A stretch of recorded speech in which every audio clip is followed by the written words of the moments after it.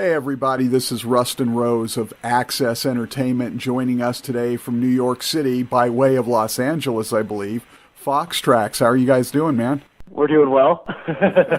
Yeah, we've got Ben, Jared, and Jon, the trio. I'm glad you guys had some time to chat today. First off, congratulations on releasing the debut EP, The Cabin, last month. It's a wonderful record. Thank you so much. Now, you guys have an interesting backstory. Tell us a little bit about the journey of how you came together. This is Ben. We just started playing tunes together, and it's actually, you're doing us a lot of favors by saying it's interesting. I mean, I think we just started playing music. I think the interesting part is just we ventured to this cabin in North Carolina, just following in the footsteps of some of our heroes who had made some amazing music in solitude, and it was just awesome. I think there was a lot of magic that struck in that experience for us. And, the cabin is just what came out, but there are obviously a lot of other amazing things that was really just the groundwork for what Foxtrax is and I think what will be in the future. Right. Well, and you sort of alluded to it. You guys have only been together a short time, yet you seem to have a dynamic chemistry that many bands take years to achieve. What do you attribute that to? Thanks, man. This is Jon speaking. I think that, we all kind of grew up together, and it took till recently to really start playing music together. Me and Jared are brothers, and, we've known Ben forever. We just grew up in the same town, played Little League Baseball together, and all that fun stuff. And I think that is just, just a natural chemistry when we came together because we kind of just have similar experiences in life, You sort of secluded yourselves away, as you mentioned, to write the Cabin EP. How did that sort of energize you creatively? Hey, this is Jared speaking. We grew up just outside of New York City, and I don't know, getting away from that sort of the hustle and bustle, big city kind of pace of life, all of the obligations and noise that we had going on in our lives, the outside noise, just being able to lock ourselves in a cabin for 6 months, be able to play at 3 o'clock in the morning if we wanted to play, being able to just be out in nature, it was super inspiring to us. And I don't know, I think being away from people in general allowed us to write a record that was true and introspective and a lot of fun to make. I can imagine it's had to be a little bit more organic than had you been locked in a studio in the city. Yeah, for sure. We actually, it's funny, we toured a lot of different studios when we were trying to actually record. When we were in the cabin, we recorded a bunch of demos.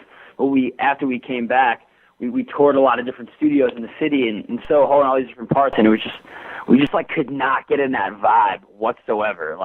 There's no vibe at all. So we ended up recording at Vinegar Hall Sound in Brooklyn, and the reason we ended up picking that place was just because there was these high vaulted ceilings, and it just reminded us of being in the cabin, and there was just such a cool vibe. We had our guy Reed, who engineered and now produced the record, had these amazing really vibey lampshades and just paisley argyle sidings. I don't know, it's some weird stuff, man. And it definitely was added to the atmosphere of recording it for sure. And then once you guys sort of got done with it and everything, I heard Ben Rolston sort of heard what was going on and came in and helped you guys sort of fine-tune it. Yeah, I think he was definitely a driving influence for us. I think that we were just we're young, inexperienced group, and I think Ben really just heard the potential in what we were trying to achieve, but maybe even fell a little short of, and he kind of brought our vision to life. And the first time he touched Go It Alone, we sent it back to us, we were like, wow, this guy is totally in sync with what we're trying to do here. Well, that segues nicely into my next question. Do you guys have a distinct sonic vision for the band, or is it more of a constantly evolving state of creation? We love to play rock and roll, man. Anything within that purview just kind of comes out naturally. And was that Jon or Jared? I think it's constantly evolving, man. I think that, we're still so young, dude. We're just getting better every day as musicians, and, I think anything that falls into that purview rock and roll, like Jared said, is fucking rad. But I think that for us right now, we're just becoming better musicians, and just the role of art, I feel like, is to kind of be inspired by your surroundings. So I think it'll be constantly evolving until the day we stop playing. You guys have an interesting dynamic of coming from the New York musical lineage, yet squirreling yourselves away in North Carolina to write. Did both sides of that, the New York aspect and being in the North Carolina woods and whatnot, did both sides play into the feel of the music, do you think? Yeah, this is Ben. I think that there's a certain cool factor of playing growing up playing the Arlene's Groceries and the pianos and the Mercury Lounges, all the venues that like the Strokes and Norah Jones played, and back in the early 2000s, it was kind of like the epicenter of cool rock and roll. And so I think that like you kind of get that like vibe no matter what when you're walking around the streets of New York City and feeling that, because we played most of our shows in Manhattan and Brooklyn and that kind of scene. So like those influences are always going to be there. Even now, and we live in LA now, so it's like we even have like a third thing influencing our sound and our band and our music. And yeah, I think it definitely played a role. Certainly North Carolina too. Like we're New York kids. Like we're not country boys. Like people in the South are really slow moving and like slow pace, and like we're not that. Like that we'd be lying if we said like we're these slow talking country folk. We're not. We're city kids for sure. So it was kind of an interesting take on music to go out there. You guys migrated, as you said, from New York to L.A. What sort of drove that decision, and how different has that been for you? Because, as I just said, the vibe of both cities is quite different. I think, like, we said before, man, I think that, art and music is about sort of communicating your experiences and taking in the energy of the area you're in and sharing with people. And I think, New York was great. We lived there our entire life. Like you said, that vibe is never going to leave us. We were born with that energy, but coming out to Los Angeles really it's a different energy, and it's something that is, continuing that development for us, and it's allowing us to sort of reach new creative heights and sort of get into this new world, new place, and be put into this area where we're on our own, and kind of just, taking the vibes out here and sort of combine that with what we learned in New York and combine that with what we learned, in North Carolina. So it's a really chill, creative adventure for us. Yeah, and that was sort of what I was going to ask next, was has being in LA already had some influence or, on your writing, or permeated what you've been doing?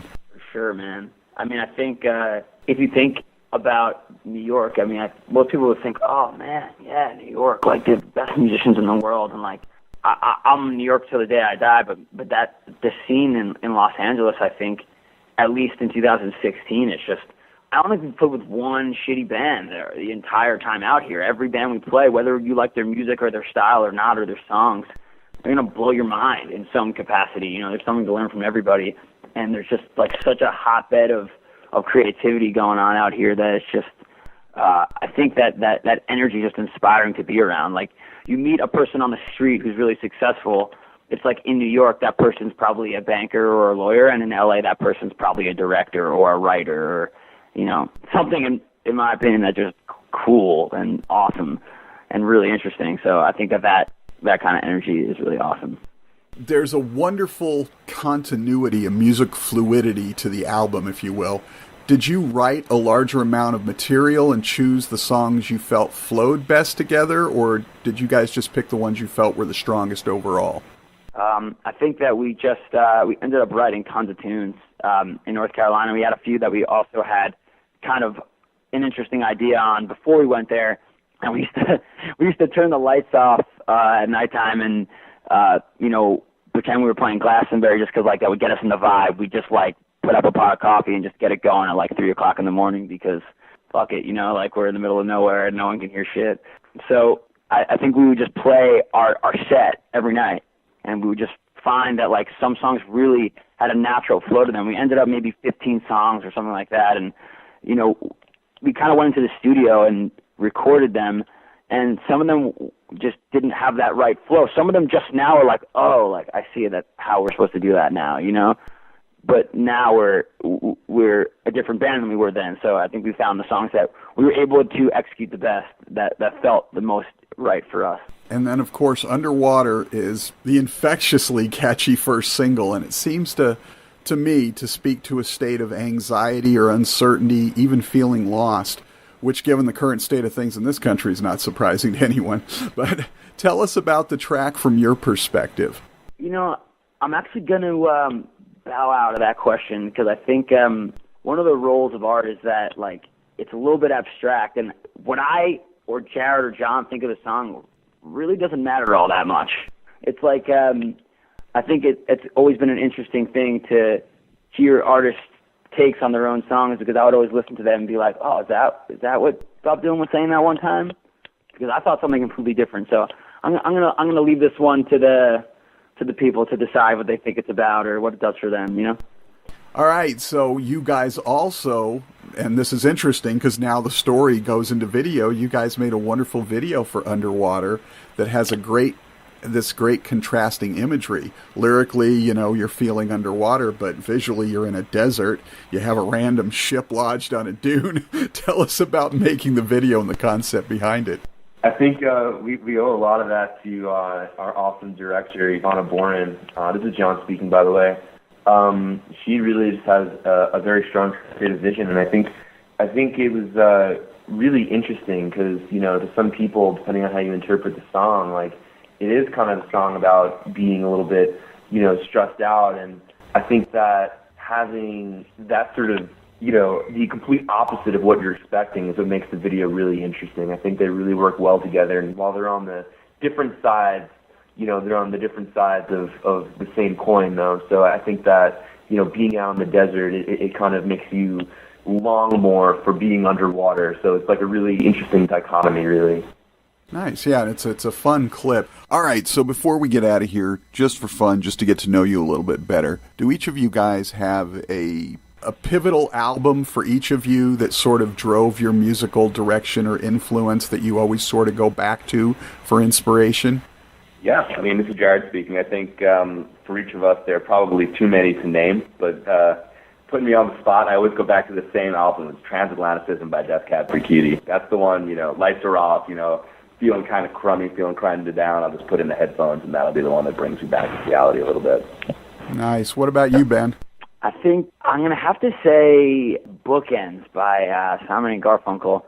I think that Paul Simon writes the best lyrics in the game, so he's a big influence for me, and I think that there's just something cool about that record.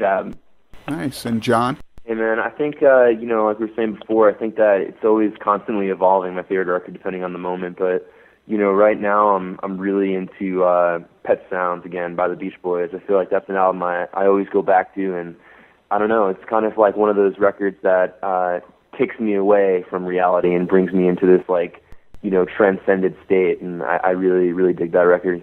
Nice, and well, that gives us a little bit more insight into each of you. Guys, thank you so much for taking some time. It's been an honor getting to chat with you. I love the new EP. Looking forward to seeing what all this growth and change and everything is going to do in terms of what the next EP or album will sound like when it comes out. Hey, thanks so much, Rustin, for having us. Absolutely. Take care, guys.